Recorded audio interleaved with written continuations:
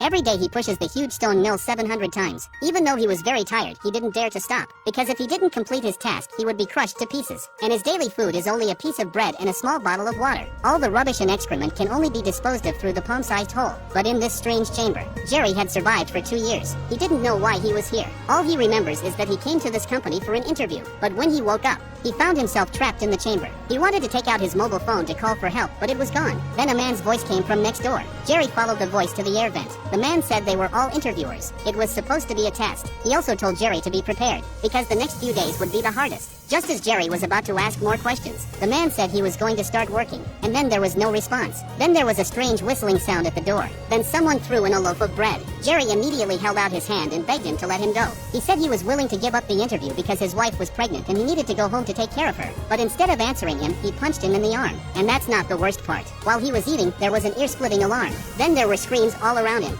Jerry huddled in the corner in fear. He didn't know why the other man was being tortured so brutally. He spent the rest of the night in a constant state of wailing. The next day, he found a strand of hair in the dirt. When he looked closely, it was a skull. He was so scared, he backed away. He rushed over to his neighbor and asked him what was going on. The neighbor calmly told him it was someone who'd been here before. Jerry couldn't believe that this was a serious company doing something like this. The neighbor said that when they signed the papers, there was some kind of confidentiality clause. They signed it without looking at it. Just when Jerry felt he was being lied to, the system on the wall suddenly kicked in. The company logo appeared in front of his eyes. Then the system started assigning Jerry tasks. Every day from 6 a.m. to 10 p.m., he had to push the huge stone mill in the chamber. If he pushes it once, he will get a point. Jerry's target was 50 points, and the person with the lowest score will be fired from the company. Based on last night's screams, Jerry deduced that the person with the lowest score had been killed. Looking at the giant stone mill behind him, Jerry thought it was an impossible task. He tries to escape from the chamber, but the high walls around him made it impossible. Several attempts failed. Then a neighbor told him the only way to survive was to work. He had no choice but to put himself down like a donkey and start pushing a mill. And he couldn't be last. He didn't dare stop for a moment.